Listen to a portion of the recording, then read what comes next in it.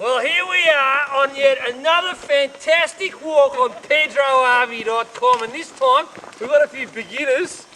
We've got Vera Babenko and Ping Ung. Now these guys haven't been hiking before. We're taking them on a fantastic hike right up in the northeast of Victoria at the headwaters of the Murray. Now this area is famous for two things, actually maybe three or four things. We've got the fantastic wild brumbies that are in this area. As you can see, their droppings are here and they're quite plentiful. We're heading right up into the headwaters of the Murray where it begins as a tiny spring. And then in the next few days we're going to be climbing the Cobberas, two mountains at about 1700 metres. This is the June long weekend we're in, and the temperature here, I tell you what, it is not warm.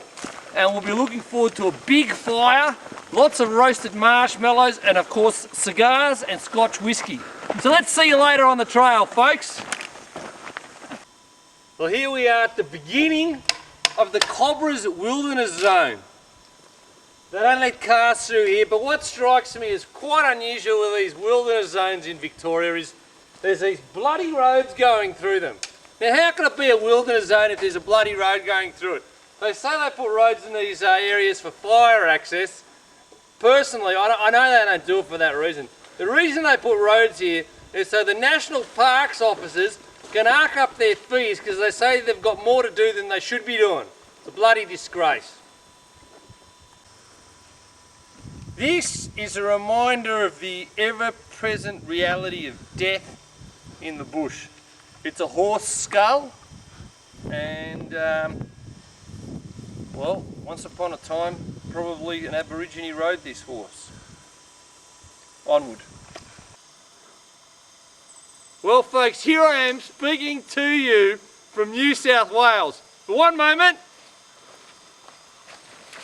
now I'm speaking to you from Victoria. Hold on, I'm going back to New South Wales. Yep, here I am in New South Wales again.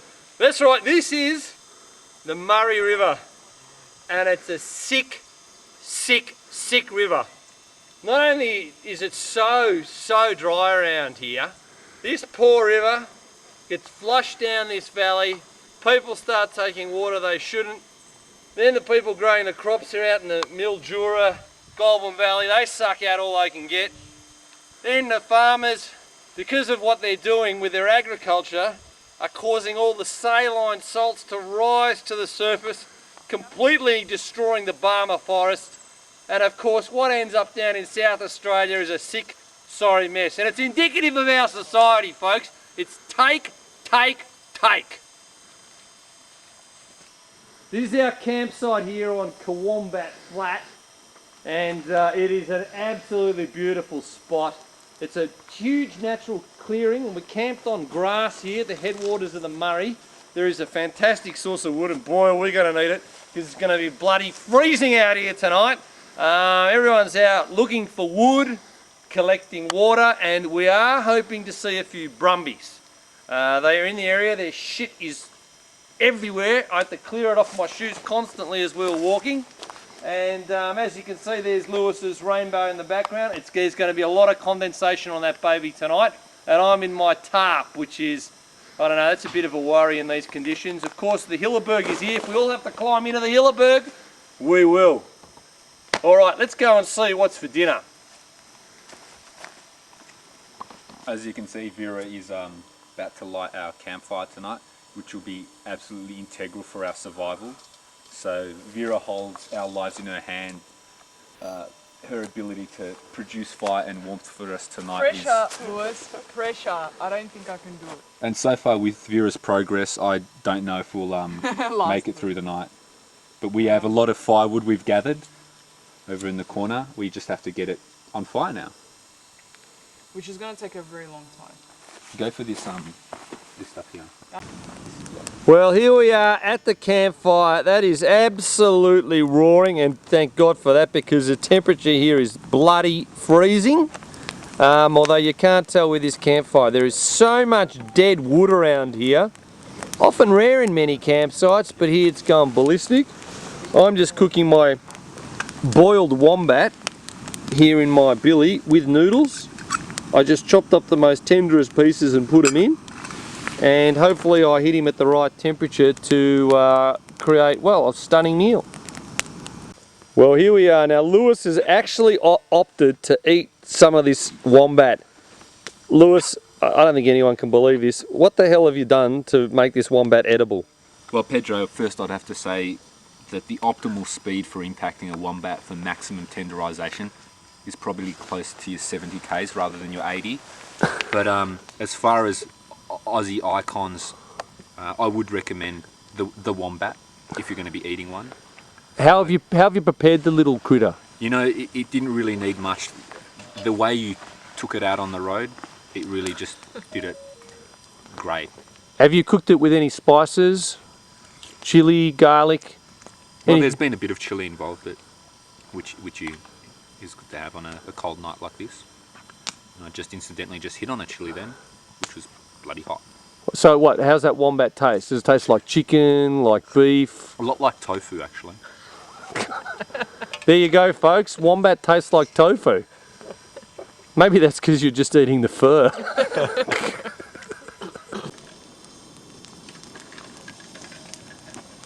Yeah, g'day folks, it's Saturday morning here. Or sorry, Sunday morning.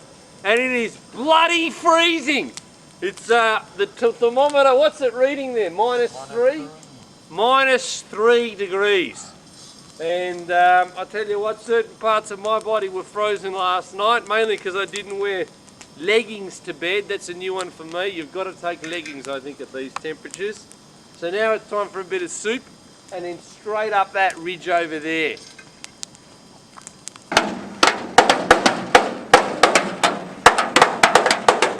And no, it's not Chinese New Year. It's Pedro Army on top of this plane that crashed here in 1955, the Southern Cross. It came right up that beautiful runway down there, and this is where it sits today. And I believe there were survivors, and they did get away. So I'll see you up on the Cobberas. We'll all do a bit more Chinese drumming.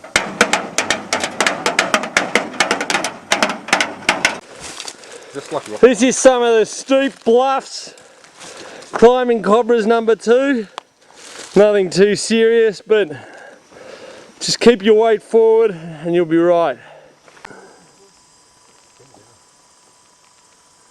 Here they are, the wild brumbies of this area.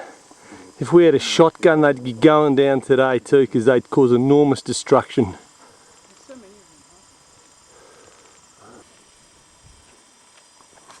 Well, we're climbing up Cobberas number 2. We've come to this whole group of horses, and look at the damage they do to this area. They're just mud, horse hooves, smells like a farm. This is an excellent source of cat food with someone with the right equipment.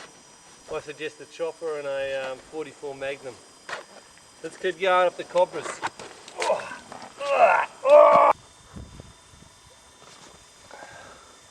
Well, this is the summit of Cobberas number 2, and it's been a bloody good bush bash to get up here. First part was quite scrubby, then we hit the horses, and then now it's just become very rocky. We've got absolutely fantastic views. The Murray headwaters are where we came from are there, and flow off down there. If we could just get a shot over there, you can see the main range. Perhaps you can zoom in. There is a little bit of snow up there, but it's the only snow we can see. And then down beneath me here, well, basically that is a wild ride. You can follow the border, that line, all the way to the coast there to Malakuta. That's one hell of a walk. And over there, if we can get a shot of that, that's the Cobberas number 1. And I don't think we're going to have time to go there. I think our time's running out. So we're going to have some lunch now, because I'm bloody starving. Well, here is my lunch, consisting of mountain bread with hummus, cherry tomatoes, rocket, mung bean sprouts, and I roll all that up and shove it into my gob. And I tell you what, I love my greens. It just keeps me regular on the trail.